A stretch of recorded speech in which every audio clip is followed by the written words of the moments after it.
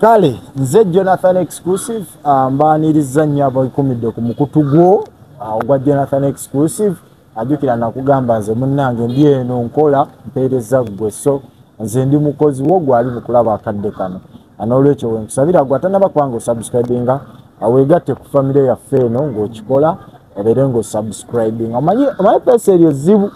osanga video nga erina views milioni 2 naye nga ku channel kweri kuliko subscription ya abantu 15,000 so watanaba kwanga subscribinga muganda nga subscribinga ate ensonga tubenga tutambula nazo mu ango zonna ojja kuba onyumirwa mu mbeera eyo. Nze Jonathan ndina abasajja ab'amaanyi ku side eno muyimbi agenda kubanga atweyanjulira, ku side eno ninayo analyst gwe njagala okuba naye mu buli mboozi because ebirowoozo bye nze mbadde mbiwulirira eno era nga olunaku lumu ngamba n'omusajja ono anakkiriza ne muleeta ku kyano ensonga ezo n'aziwaamu abantu so munaye mukwatiriza nga ayitamu ne mugamba tuleko betwogerako ange eyo. Ensonga nyingi ezigenda maaso mu ggwanga naye okusingira ddala mu entertainment industry wano we tuli tulina omuyimbi Papa Sidi yavuddeyo n'alangirira nti muguzi wa bootu ekigambo ekyo kiba kizito muguzi wa Buganda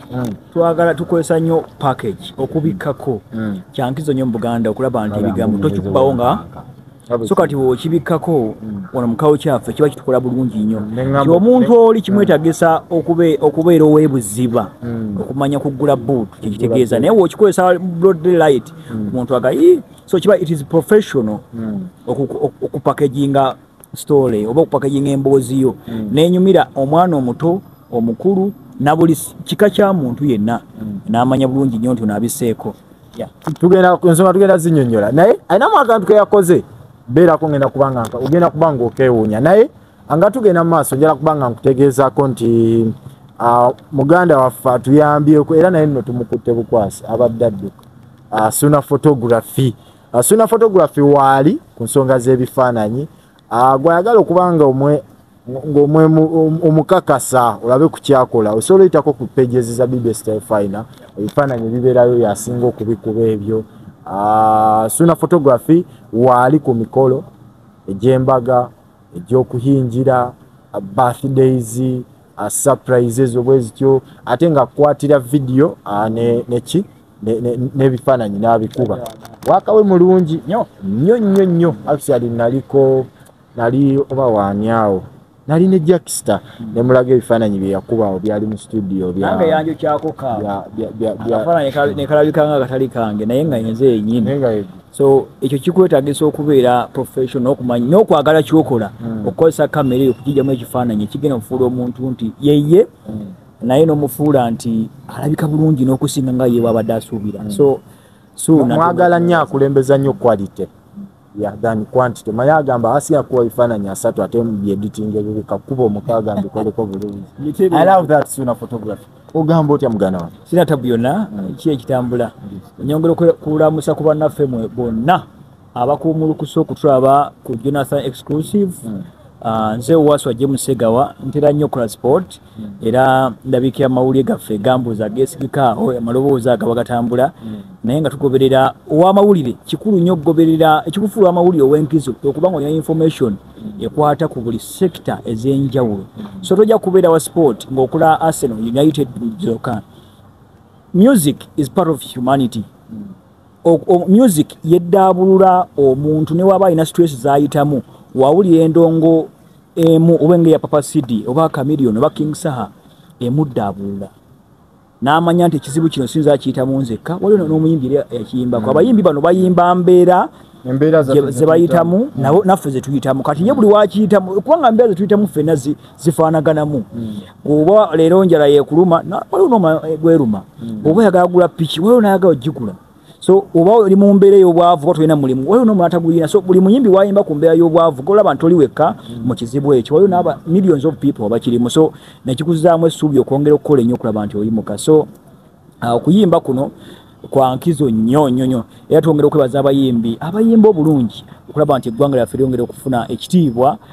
mu mbeera ye music fraternity internationally bayimbi nga Eddie Kenzo, Chameleon, ya senior skippers twongera okubebaza. Omusajja ono ogamba otya omanyi microphone ogiyina ngena muganda kigenda kumwetagisa kugolola mukono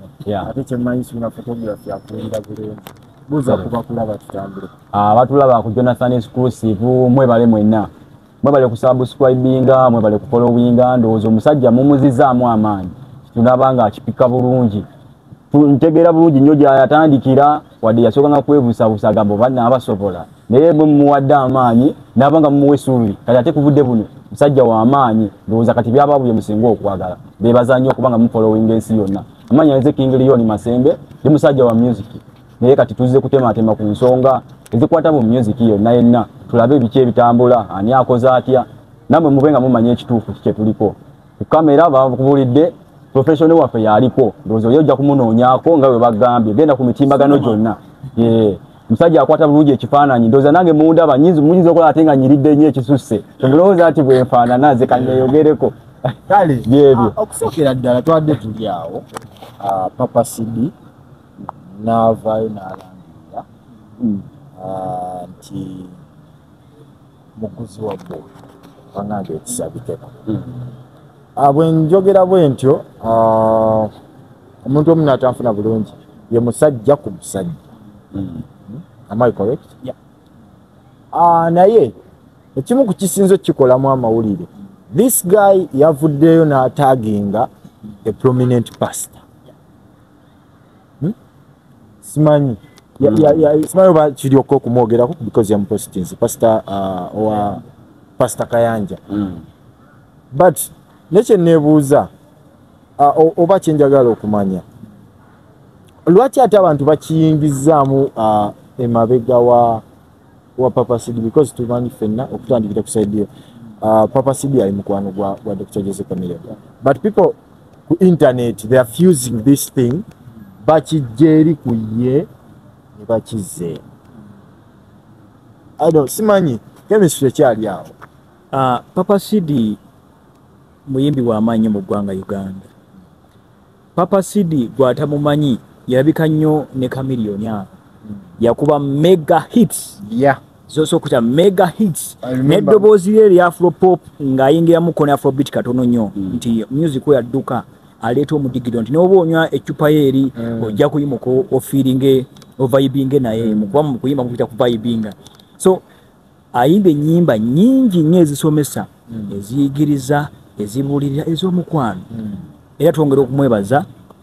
naye olw'okuba nti embeera eyo yazze bwetyo kanjiyita embeera kuba saaga nnyo kikuddingana kigambo ekyo nti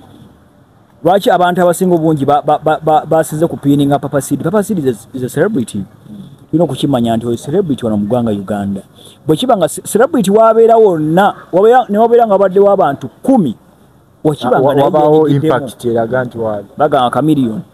Kyagulanyi byebikulu n'abasigadde so okuvaayo okwo okulangirira mu mbeera nga tumanyi nti celebrity nga tunudira ennyimba zazaayimba kyongera okwennyamiza kubanga Papa Sidi abalaki Papa Sidi ekyamazima mu myaka ebiri egisembyewo besatu bw'otunuulira kaaliya ye emyaka giri esatu giri emabega 2018 2019 2017 yali w'amaanyi naye okuviira ddala 2020 okutuuka 2024 abadde asse musically era bw'otunuulira kati nnyo I think ndoza obadde ogamba 2007 2008 anti obadde ogamba 2017 gende maaso yalabika bulungi nnyo so azayimba ennyimba Daniela baani hits zaali nnyingi nnyo aziyayimba okumala emyaka giri gyonna so okutuukira ddala 2020 awo emabegako wali 2007 nga kuba nnyo hits najja n'abulamu n'akolakola obusolosolo bw'osuubira nti omuyimbi nga ye bwe kiba nti ofunyemu okukka mu kaaliya olina kudda wali n'omanya nti kati nkoze nti okulaba nga okomawo okuggula buutu it is culturally prohibited in African culture more so in Ugandan culture tekikkirizibwa mu ggwanga Uganda gwe n'onalangirira otya onalangirira nga gwokimanyi olina erinnya ery'amaanyi ery'okkuuma n'olangirira embeera ng'okimanyi culture tejja kigula naawe kenyini ogenda kuboolebwa so kati nsuubira nti Papa Sidi okuba nti yatekinze step nakkiriza nti ekyamazima nakkiriza mu butongole nti embeera ezo aziyita oba azikola oba ebikolwa ebyo naye abikkiririzaamu nsuubira nti kaliya yagigadde okuyimba akuvuddemu yagigadde kuba kati omanyi abasinga obungi bagenda eyo nga banoonya nsimbi abasinga obungi bagenda kuba Abannayuganda abasinga obungi bamanyi nti ogenda mu cultures eza western culture bakuwa sente nyingi because they are promoting their own culture ye ayogera byayogere abakuteeka mu culture eyo kuba bakimanyi mu Africa temunabagikkiriza balina okukozesa forceful means ne babawa akasente kati babawa ensimbi nyingi nnyo okulaba nga muyisawo culture because bo kye baagala baga numbers okulaba nti omusajja n'omusajja culture etwongera okweyagala of course tekijja kukkirizibwa era Omufirika yatondebwa mu butonde nga kale tulina culture ezaffe ng'Abafirika n'Abazungu balina culture ezaabwe ng'Abazungu bayinza okuba culture eyo kuba mu byafaayo emaze ebbanga ddene eyo okugula buutu emaze ebbanga ddene nnyo ng'abantu bagyogerako emyaka gino abasajja gye batandise okukifuula mbu oli asobola n'okuvayo n'akiwukira. You come out in public and you say, you know. Omanyi culture n'omuzaffe wana Abafirika zigenza zikamu lwa nsonga abamu tukozesebwa olw'embeera mwe tuli kati omuyimbi nga Papa Sidi wekiba nga musically agudde kakiyita okugwa anoonya embeera ey'okumuzi kale omuyimbi bwagwa kitegeeza ne bookings zigenda kukka bookings we zinakka n'ensimbi z'abadde afuna zigenda kukka olw'okuba nti abadde atambula mu bulamu oba being a celebrity atambula mu mbeera eri costful mu mbeera ey'ebbeeyi kati olumu atuuka nga lumu kimususeeko so njagala kuddako ku saidi y'omuyimbi naye atubuulire abayimbi bagenda kulya ku bya kisiru byereere because nze ndi musajja Muganda ekyo kintu ky'okugula bootu simaye ananvunaana nga nkiise kya kisiru abayimbi bagenda kulya ku bya kisiru kubanga eringa efuuse kalica ekibuuzo kyo kimbuuziza nti ogamba nti abayimbi bagenda kulya ku mbeera eyo sikisoboka kuba si buli muyimbi nti alya ku ekyo naye nze kyenjagala okugamba namusiimye nga ye singa omuntu ankootinga bulungi ajja kutegeera lwaki nti Papa Sidi erudda kibi naye ate nasanyuse mu lwaki ky'abantu abamu kati ng'oyo abadde yeekweka mu bantu abatuufu nti bwe bukya kumakya n'agenda n'alangirira nti ye akola kino mutandika omwewala omanye empisa ze sikyasobola kusulako wa Papa Sidi nti bw'aba alina ganga sita gy'abadde nayo n'atabuka ng'alina abantu babadde agoberera ng'alina abantu abamufolowinga batandika okuba nga bamweyawulako nga bamanya empisa ze nga ye omuntu kuba abantu bangi abakola ekintu ekyo naye kisinga okukireeta buba bwavu kati Papa Sidi ye muyimbi yali ayimba obulungi Papa Sidi yali alina eddoboozi bintu lyebomba ng'ate nga ne mu music yali alina empisa ng'omuntu ate nga ne music yamutandika mwana muto so abantu bye yabeeranga nabo nga Dr. Jose Chameleone ne group gye yabeerangamu nga Lion Island kibaweebuula kati kyenjagala okugamba nti waki yakikoze buba bwavu naye oba oli mwavu tekitegeeza kukola ekyo kintu kyo saakiwagidde nakiwagidde tiyavuddeyo neyerangiya naye nze sikigoberera nga ye bwakitambuza wadde nga buli muntu aba n'ensonga ze era nga ye omuntu Papa Sidi alina abamugoberera era waliwo n'abakonye musitaafu nga bagamba weebale nnyo nga batambuza ensonga nga ye naye kati nzira ku kibuzo kye wambuuziza nti buli muyimbi anaatambulira awo kiyinza kusoboka. Why am I asking this? Twalina omuyimbi yali muyimbi wa gospel nga mukyala wa pasita bwe yagenda eri neyekyusa n'afuuka omusajja akirizibwa okumugera erinnya no problem because nzole bwe mba nga gwe ndowooza gwe nawulirako Julie Mutesa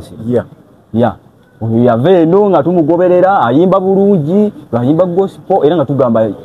wowuye eddoboozi ogamba kisinza butatambula n'ono naye ate kati otwalaba amawulire ng'agenze eri ate Julie Mutesa nga omuntu owonge yali badde naye ku nsegere ng'ate mukyala munne n'ebyala bye yakola kati abantu abamu ne baggwamu amaanyi wadde abamu bagamba nti amawulire gaba mafu naye agabamu gaba matuufu wadde nze sikikkaatiriza. No smoke without fight. Why are people driving Chameleone to this? Chameleone yomu ku bayimbi abayimbi obulungi okumala ebbanga ddene because internet yonna yasibyeko ebifaananyi bya Papa CD Chameleon, Papa CD Pastor, then Chameleon Peace Blues.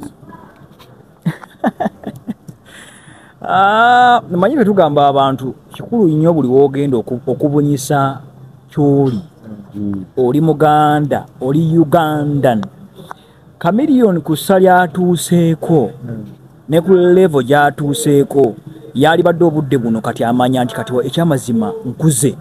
kankole ebintu omuntu omukulu byateekeddwa okukola asigale ng'erinnya lye lya kitiibwa lireme n'akaana akataka akajobuzi obutamuwa kitiibwa because ekitiibwa kitandika naawe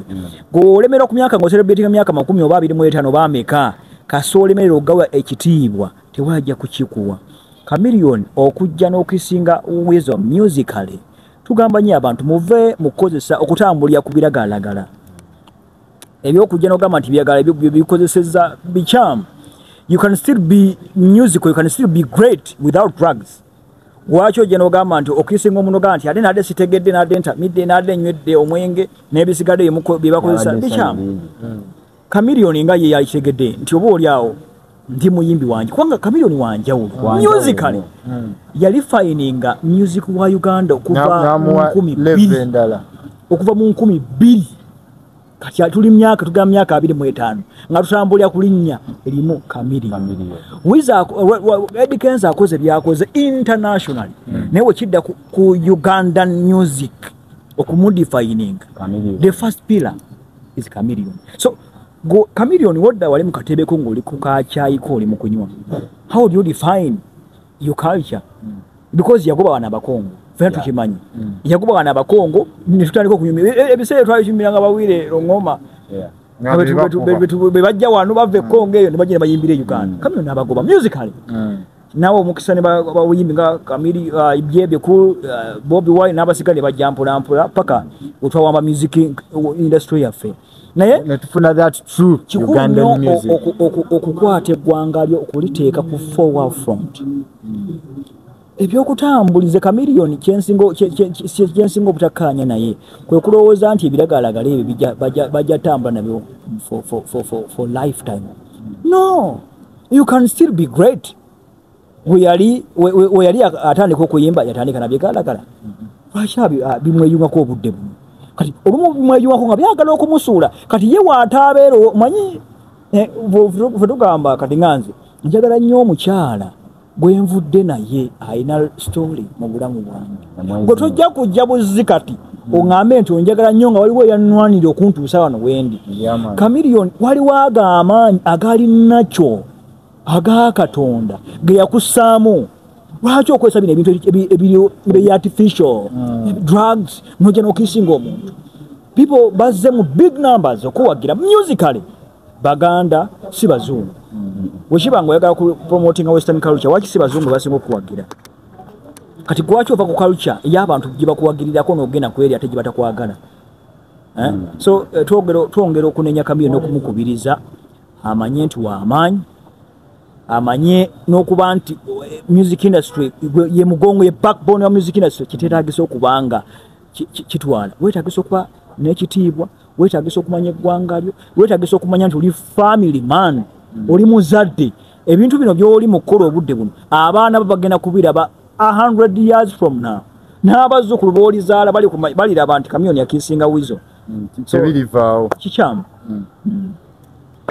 ku saidi ey'omuyimbi. It seems like abayimbi naddala abafulumamu ne bagenderera eggwanga abenyigira nnyo mu bintu bino ebyo kibisiyaga olowooza abayimbi bayinza wangaalayo batya ayinza beerayo atya n'atadda mu bino n'akuba music we n'atambula n'abeera w'amaanyi ate nga takedde ku makya kulangirira nti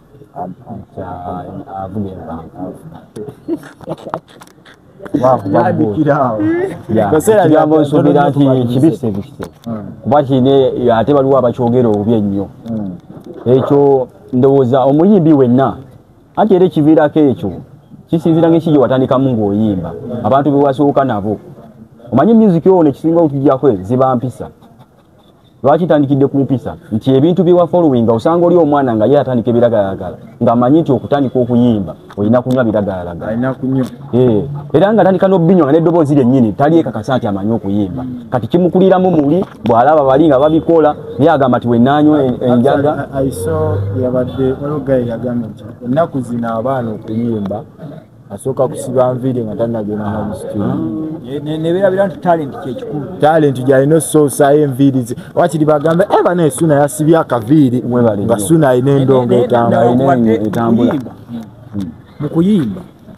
facial expression mu mawulire mu kusoma kwa mawulire bwe kiba nga oli muyimbi body structure are you musical dress code are you musical tojja kujja ng'oyambadde nga musomesa ate otugambe nti oli muyimbi era bijja kuba bikuba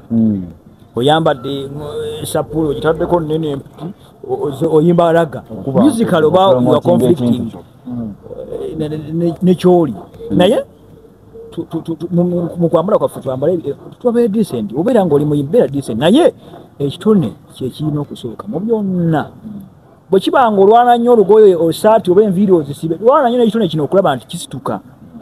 musical nga teweeyambula tovuma abantu tokola kinga kitone ekyo kigenda okufuula owenja kubanga ekino ekina kufuula owenjawulo ojja ku standinga for 30 more years naye bwe ziba nviiri ze zigenda kufuula owenjawulo ojja standinga for now ekyogwe.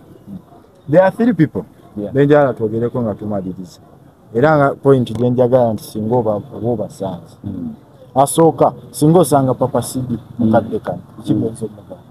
nze nganze Papa Sidi benyinza omugamba nti nga ye kuba kati nze ku budde buno sisobola mubuulirira kuba agezi otuukaawo ng'ayisa emitendera mingi gyo biigi era omubuulirira gwe oba oyina nekyonoonya wabula Papa Sidi nga nze nsobola otuula nenzukale ne mutunuulira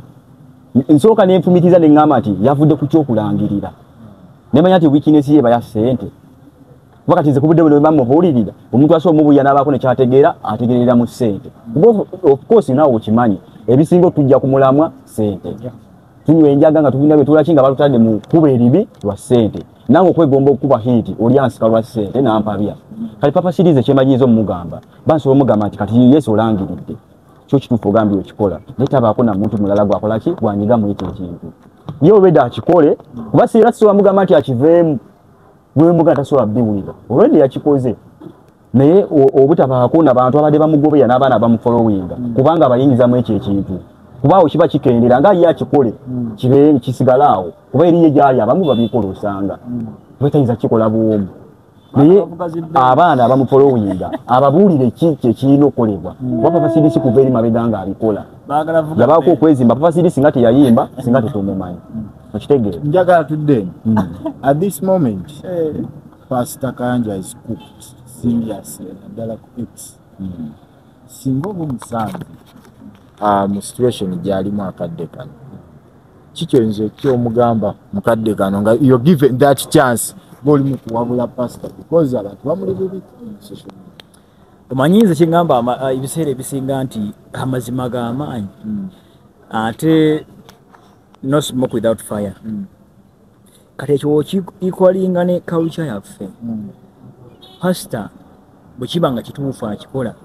ne bwana akola atya tajja kuwangula nakyo tajja kubanga bwe kiba nga yamanya akifunamu lwaki tavaayo mu lwatu bwe kiba nga akimanyi kituufu lwaki tava ebintu buli kintu kyonna ng'okikola mu bubba ng'okimanyi okikola mu bubba kiba kikyamu buli wowulira ekintu kyonna ekintu ekiba ekituufu kikolebwa mu broad daylight buli kintu bw'okikolera mu mbeera nga osobola kwekweka kwenyiga oddamu bali wekka omanya si kituufu ate tekijja kuwangaaza kubanga pastor nga yomubogera kamaze ebbanga era mu mbeera eyo Sodoma and Gomorrah for more years naye tajja kuwangula nakyo tumukubiriza bwe kiba nga pastor ng'ate abuulirira okulaba nti endiga ze zifuuka eza Katonda amanyi Katonda byasinga okussaako essira naki ekijja omuyamba okulaba nga ne bazzukulu abalidde awo bamuwa ekitiibwa bajja muwa ekitiibwa ng'avuddeyo ne yeetonda n'amanya nti nali nkola ensobi naye okusinza we namanya kino na kino ensi yaffe bweti bino kambyesonyiwe ensi ejjamuwa ekitiibwa ng'avuddeyo ne yeetonda kubanga omukama asonyiwa omuntu oyo avuddeyo mu lwatu ne yeetonda n'alangirira nti kino kibi n'omukama ayongera okusa n'oba osse muntu kooti n'ovaayo n'ogamba nti nzise omuntu ekyo kyamazima namusse naye nabadde sigenderedde neetonze ekibonerezo bakusalirako naye buli wanaayongera okukuta ng'ate akimanyi kyakola because kaluki eno yatondebwa katonda even 100 years ago